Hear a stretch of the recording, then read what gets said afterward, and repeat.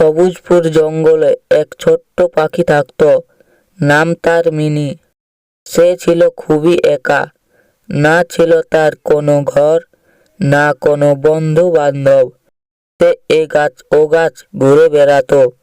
হঠাৎ একদিন খুব বৃষ্টি নামলো। মিনি তখন এক গাছের ডালে বসেছিল। সে ভিজে যাচ্ছিল বৃষ্টির জলে। সে মনে মনে ভাবলো, আরে বাবা, এই অসময়ে বৃষ্টি! যদি এভাবে ভিজতে থাকি তাহলে তো আমি অসুস্থ হয়ে পড়ব। তার থেকে বরং এমন কোনো জায়গায় যাই যেখানে বৃষ্টির জল আসবে না। এই ভেবে মিনি উড়ে গেল গভীর জঙ্গলের ভিতর। ওখানে গিয়ে সে দেখতে পেল একটি ছোট্ট ঘর। সে মনে মনে ঠিক করলো, এই ঘরটাতে ঢুকে আশ্রয় নিই। আরে আরে, কে তুমি? আমার ঘরে ঢুকছো কেন?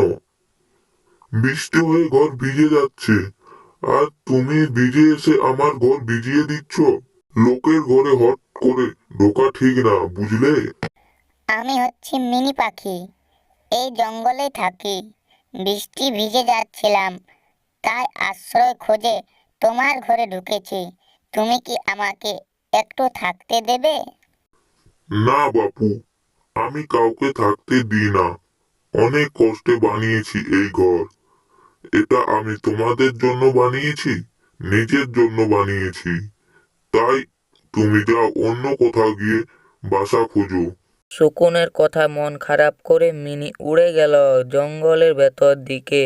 অনেক ঘোরাঘুরি করে থাকার জায়গা পেল না। শেষে এক গাছের ডালে বসে ভাবতে লাগলো, না, এভাবে আর চলবে না। কেউ তো আমাকে সাহায্য করবে না। আমি নিজেই ঘর নিজেই বানাবো, কিন্তু কি দিয়ে বানাবো? এই ভেবে মিনি আবার গভীর জঙ্গলের দিকে উড়ল। চারপাশে খুঁজতে খুঁজতে এক নৌকার গাছের বাড়ির কাছে এলো। উহ, এই যে বড় বড় নৌকা! খিদে পেয়েছে, দু একটা খেয়ে দেখি। উহ, কি ঝাল! একদম আগুন! আমার মাথায় একটা বুদ্ধি এসেছে। এই নৌকাগুলো দিয়ে তো ঘর বানানো যায়। তারপর মিনি নৌকার বাড়ি থেকে একটা একটা করে নৌকা নিয়ে আসতে লাগলো। আর কয়েকদিনের মধ্যেই বানিয়ে ফেললো এক লাল টুকটুকে নৌকার ঘর। ওরে বাবা, আমি ভাবতেও পারিনি আমার এমন একটা সুন্দর ঘর হবে। এখন আর কাউকে কিছু বলতে হবে না। আমার নিজের ঘরে আমি সুখে শান্তিতে থাকবো। তারপর থেকে ছোট্ট মিনি পাখি তার লাল টুকটুকে নৌকার ঘরে সুখে শান্তিতে বসবাস করতে লাগলো।